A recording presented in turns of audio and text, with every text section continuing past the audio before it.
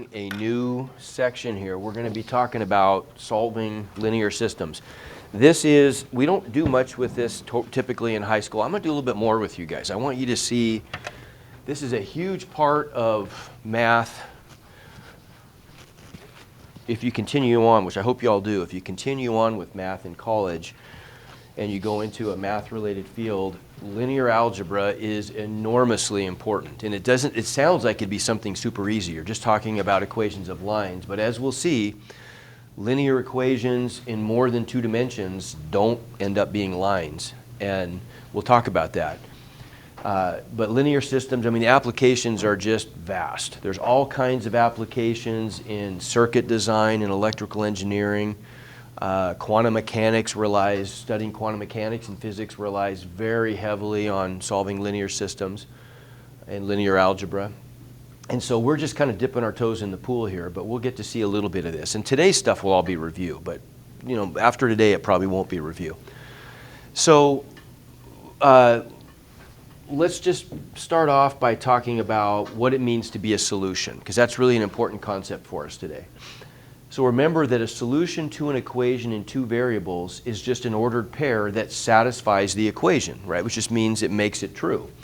So you guys just do a quick calculation here and tell me, is the ordered pair 3, 6 a solution of this purple equation? Yes. Give me thumbs on that. Okay, I'm agreeing with you. I think it is. Now, how do we know that? If I plug 3 in for x and 6 in for y, what am I going to get? 6. I'm going to get 6 plus 18 is 24, right? So it is true. It works. Okay. How about the 0.64? Yeah, it works too, doesn't it? If I plug in that x value and that y value into this equation, it also ends up being a true equation. So both of them are. Okay, well, let's look at, oh, what happened there?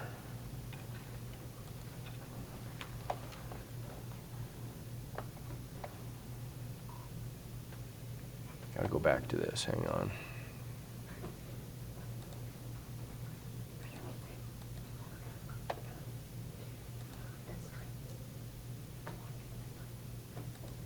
Yeah, here we go. I don't know why that crashed, but it did. Here we go. So let's look at a graph.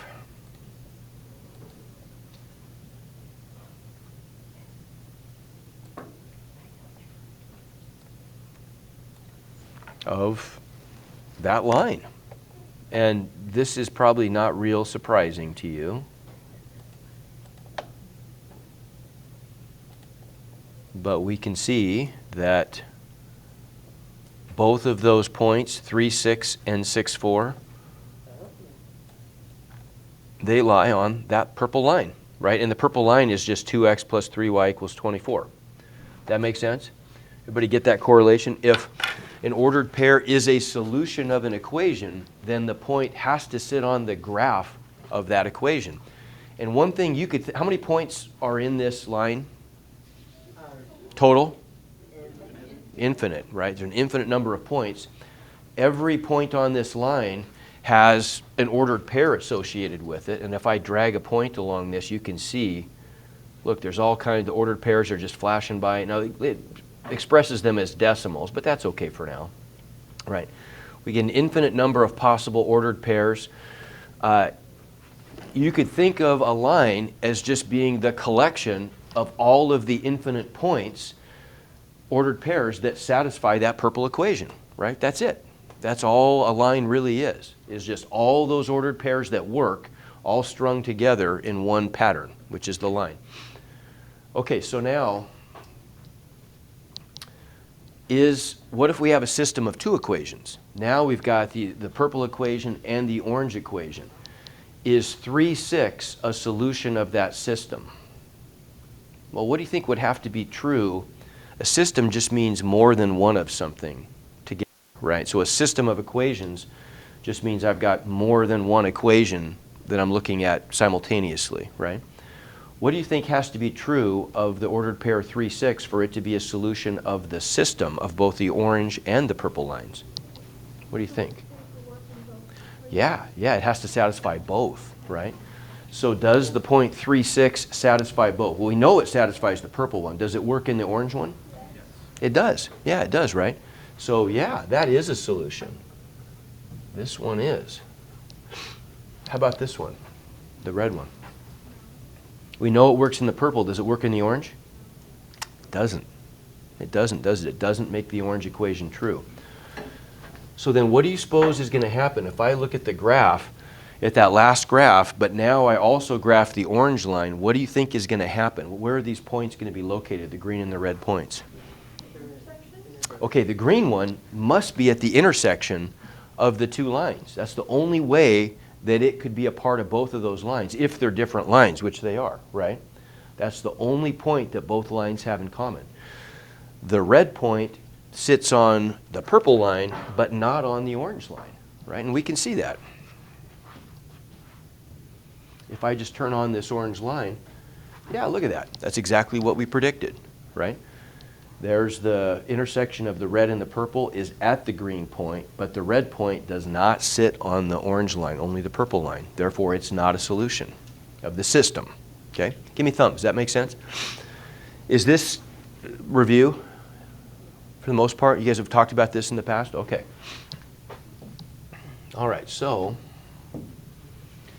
what are the possible ways a linear system of two equations in two variables could turn out? There's really only three possible things that could happen.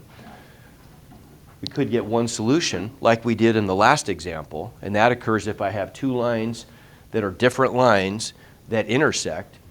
I could get no solutions if the lines are parallel, yeah, so they never intersect. There's no point that's on both lines simultaneously.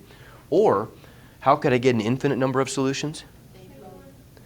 If they're the same line. Yeah, if they happen to be the same line, okay? So those are the only three possible outcomes we could get for, we'll call this a 2x2 system. When I say a 2x2 linear system, what do those 2's stand for? Two equations is one of the 2's, 2x2. What's the other 2? Well, no. Two equations and two variables. Okay, two equations and two unknowns. So we'd have two equations with the variables, usually x and y. So later on, we're not today, but we're going to extend this to a 3x3 system. That would be a system of how many linear equations? 3. And how many variables? 3. Yeah, x, y, and z, right? Okay, that's a little different. So, but now we're just going to start off, we'll be able to kind of understand this based on a 2x2 system and then just extend our understanding to a bigger system. So how do we organize this? How do we talk about these 2x2 systems? Well, there's two words we use. A system is always either consistent or inconsistent. It's one or the other, and here's the difference. A system is consistent if it has at least one solution, and it's inconsistent if it has no solutions. So the first option and the third option were both consistent systems because both of them had at least one solution. The middle case was inconsistent.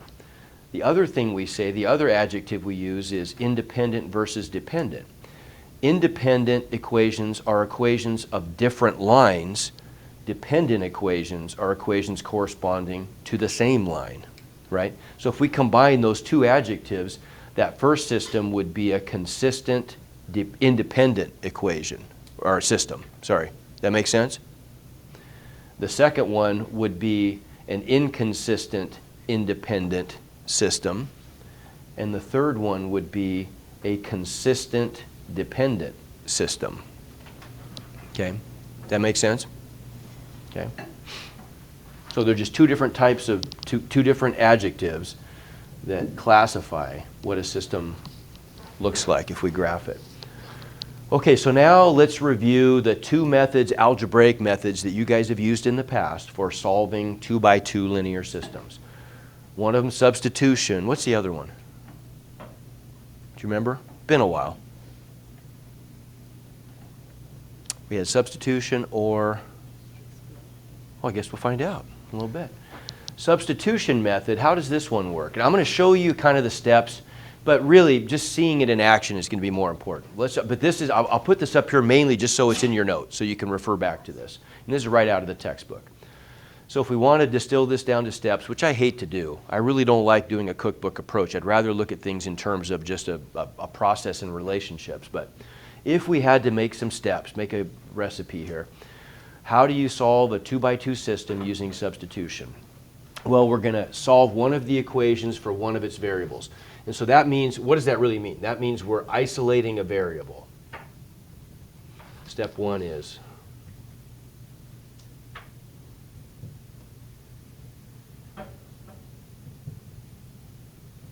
we're isolating a variable in one of the equations, and then immediately we're always going to put a box around that because that's what we're going to call our substitution equation. We will come back to that. As soon as you isolate a variable in one equation, box it.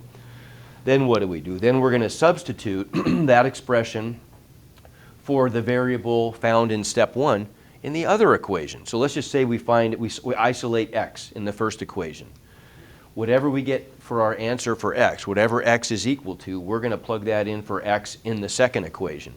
And what that's going to serve to do is it's going to give us an equation with only one type of variable, which is easy to solve.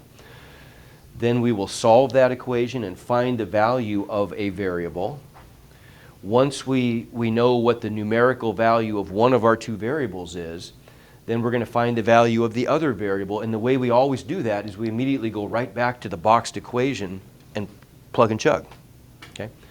And then we'll just check our ordered pairs in both equations, right? And probably using Desmos.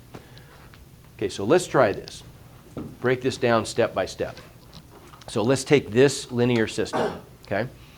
So step one, solve one of the equations for one of its variables. Well, that's pretty easy. It's already done, right? Both of those equations are already solved for y because they're in slope-intercept form, right? So let's just pick one of those arbitrarily to plug in. I'm just going to put a box around the bottom one. Not that it makes any difference. That's going to be our substitution equation. And so that's what I'm going to plug into the top equation. Right? I'm going to substitute that into the top equation. Everybody see that?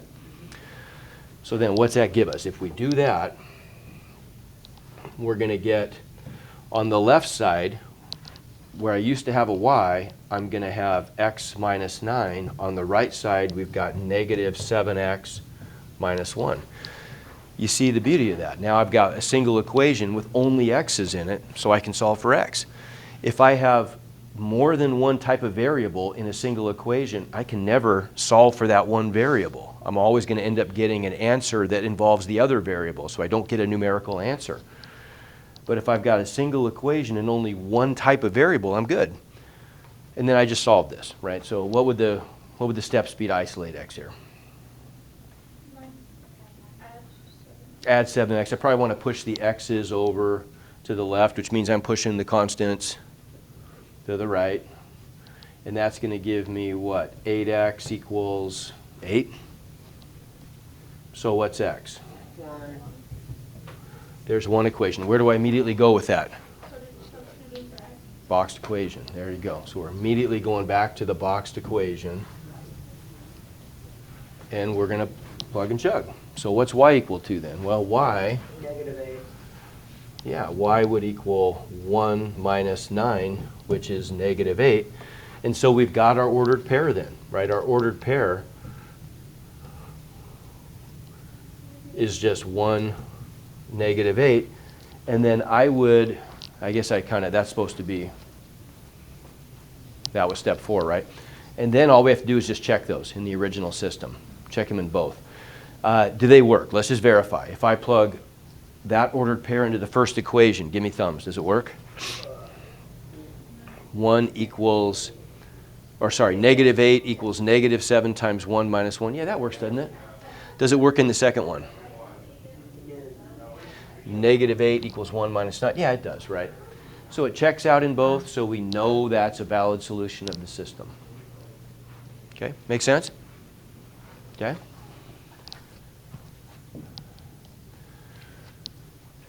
Okay, how about this one? Can I solve this system using substitution conveniently? Is there a variable that's easy to isolate? There is. How would you be able to immediately recognize if there's a variable that's easy to isolate? What would its coefficient need to be? 1 or? well, 0, I mean, that would make things pretty simple, but 1 or equally good would be -1, right? If the coefficient is 1 or -1, it's easy to isolate the variable, and then substitution is a reasonable approach to take. Now, we'll run into a case where that may not work, where we may end up having to, it might be difficult to isolate a variable without involving a bunch of ugly fractions. And in that case, we'll move on to plan B, which is not substitution. But this one would work. So we would isolate y in the bottom equation, right? Okay, what do I get if I do that? -7x plus 22. Okay, what do I do immediately? Okay, but you forgot something important here. As soon as I isolate a variable, I immediately put a box around it. Yep, got to box it. And how come? So it's easy to find. I know that seems super elementary, but I promise you, like, I can remember in college doing really hard problems, and just being in that habit was so handy because it's always easy to go back and find the equations you need to find when you've got pages of just algebra. It's nice to have those things boxed so you can find the equations easily. Okay, what do we do with this? Plug it into top equation, the other equation. Good, so we're going to plug this in right there. Now, what's that give us for our other equation then?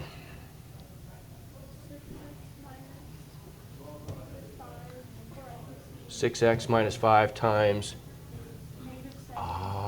okay, times -7x plus 22 equals -28. There you go. And that's an easy equation to solve. I would just distribute the -5, right? If I do that, what am I going to get? 6x plus 35x minus 110 equals -28. Collect like terms. How many x's do I have?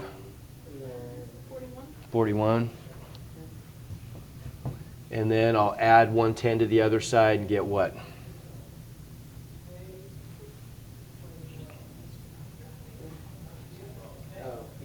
82. Good. So what's x? Yeah, it's 2, isn't it? If I divide each side by 41, don't I just get 2? So we get x equals 2. Are we done? Question?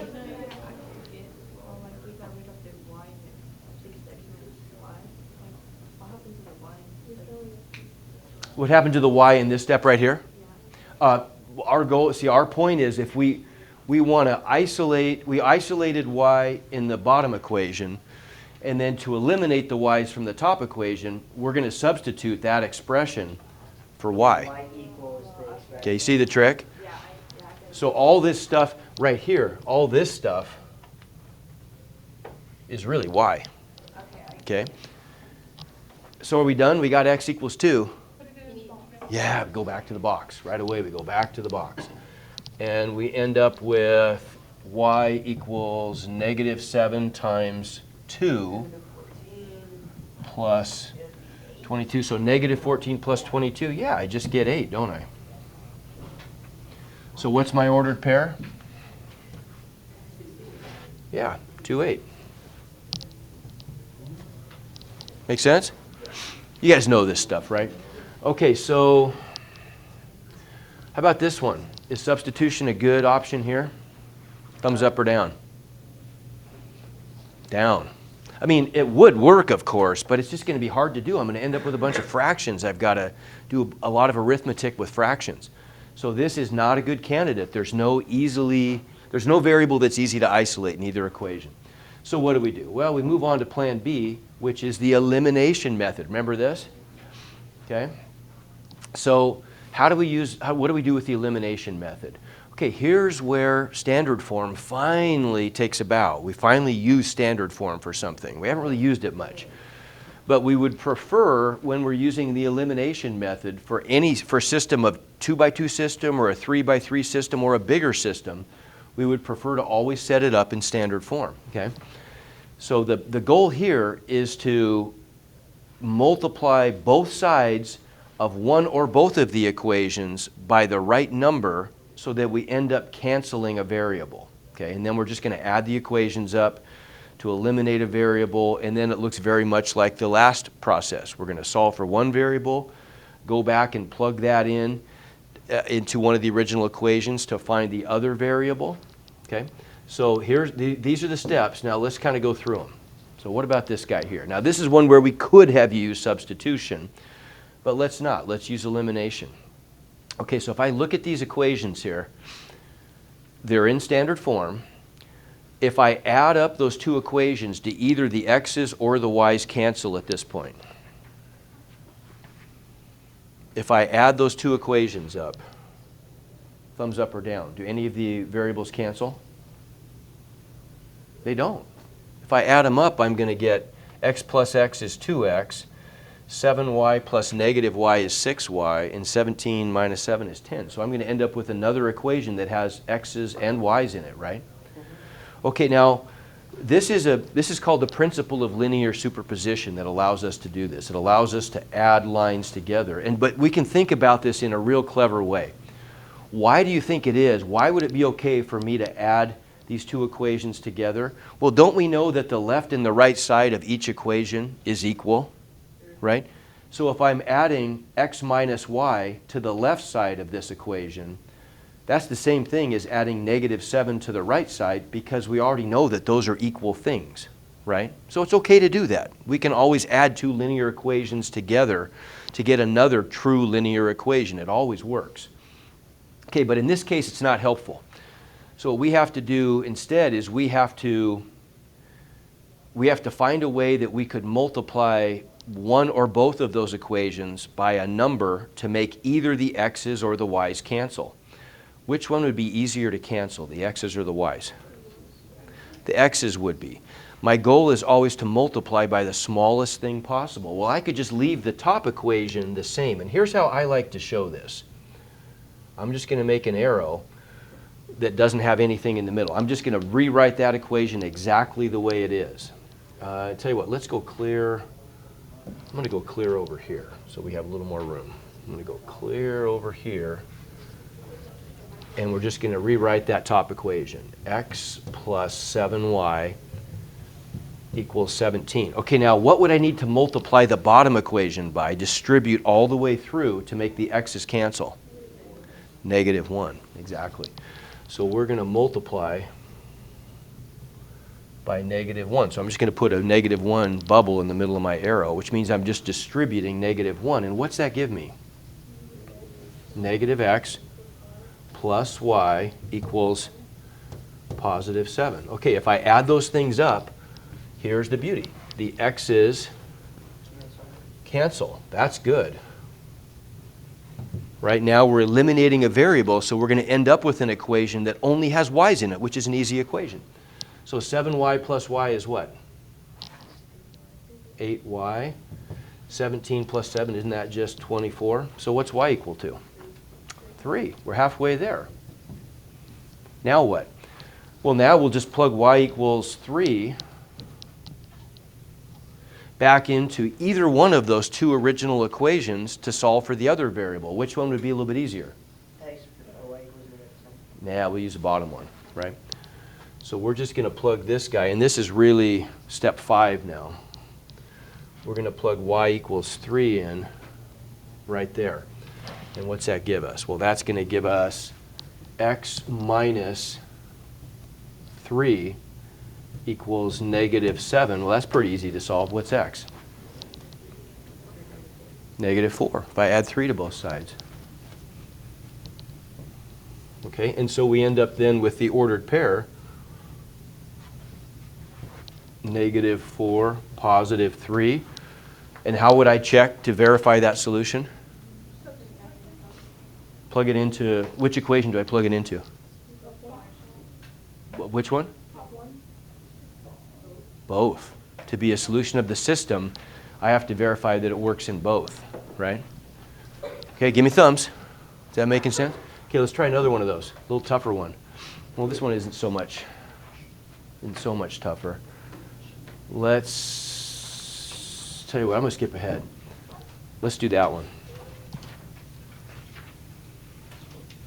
Okay, obviously substitution, bad idea. Which variable are we going to eliminate here? And either one would work, but which one is slightly better? No, X. I'd say X is. How come?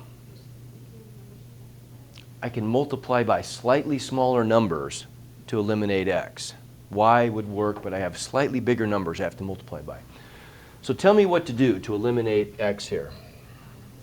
What am I going to have to multiply the top equation by?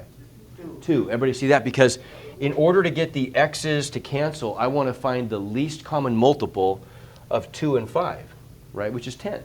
Agreed? Okay, so I got to multiply the top one by 2 and the bottom one by, no, -5, because they have to be opposites. So the top one, I'm going to get 10x plus 6y equals -14. What do I get on the bottom if I distribute a -5? -10x, 14y. Minus 35y equals -15. I like it.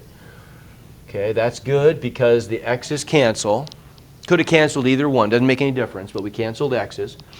In this case, that was a little easier. My point is just that sometimes you might cancel y's too. That's fine. 6y minus 35y? -29y equals what? -29. So what's y? 1. So we'll just plug that back into bottom, I guess. And that gives us the equation 2x plus 7 times what? 1 equals 3. So what's x then? If I subtract 7, I get -4. X is, there you go. Okay, and we've got our ordered pair.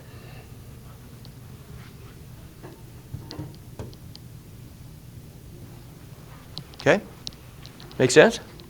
Okay, good. All right, we're getting there.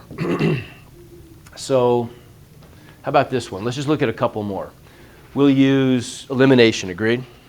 Yeah. Now I could use substitution because I could divide the top one by 2 and isolate x. I could, but personally, I like elimination. It's more consistent with the way you solve larger systems. It's just generally a better way. So what would we need to multiply the top one by? By 3, okay. Which is going to give us what? 6x plus 12y equals, what is that, 114? Okay. What about the bottom one? What am I going to multiply by? -2. -2. Which gives us -6x minus 12y equals -114. Okay, good. So if we add these up, what cancels? Oh my gosh, the x's cancel, the y's cancel, and the constants cancel. So what are we left with? No solution. Are you sure? What are we left with in our equation? 0. I'm left with 0 equals, 0. okay, how do we interpret that? They'd be the same. Okay, yeah, right. If 0 equals 0, how often is that true? Always true, right? So if it's always true, that means the x's and the y's disappeared. That's the math god's way of telling us that this system is insensitive to the value of x and y, meaning it doesn't matter. It doesn't matter what x and y are. I could plug in any values that work in either one of those equations, and it's going to work in both. Always going to work. So that means they're the same line. Right? Everybody agree? Okay. Well, let's look at a slightly different one. How about this guy? Multiply top I can leave alone, can't I? Yeah. Okay.